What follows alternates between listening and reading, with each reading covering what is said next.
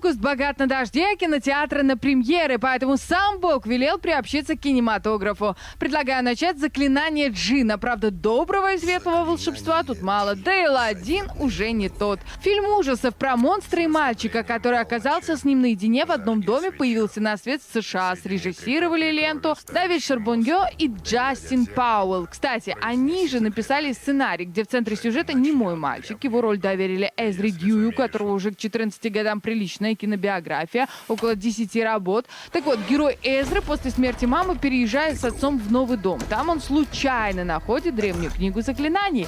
Чего ожидать от любопытного ребенка? Правильно, он обязательно испробует загадочную книгу в детстве. Какое заветное желание загадает мальчик и чем ему придется за него заплатить? Ответ ищите у больших экранов.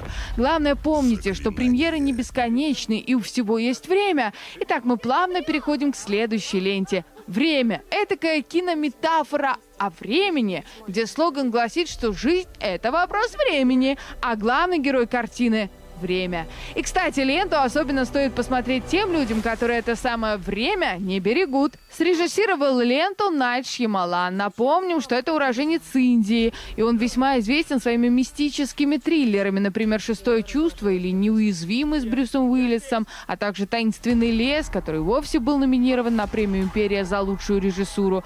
Но не будем забывать о времени. В центре сюжета этого фильма семья, которая отправляется на экзотический остров. Однажды утром они обнаруживают, что постарели, и жизни той на один день осталось. Но это если совсем кратко. Сценарий в лучших канонах фильмов ужасов написал сам Шьямалан. А вот основой для него стал графический роман Пьера Оскара Леви и Фредерика Петерса «Замок из песка». Критика особенно подчеркивает удачный каст актеров.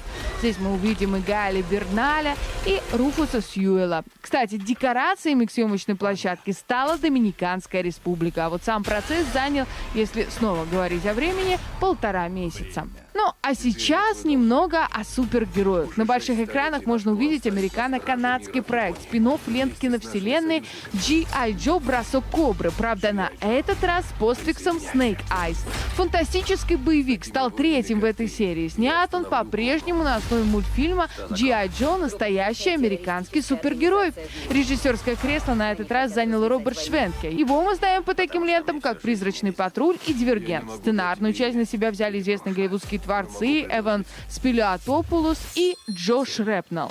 На главную роль в этой серии продюсеры пригласили звезду нашумевших гай-ричевских джентльменов Генри Голдинга. Бюджет картины составил около $100 миллионов, а вот первые премьерные выходные пополнили кассу ленты на 17 миллионов.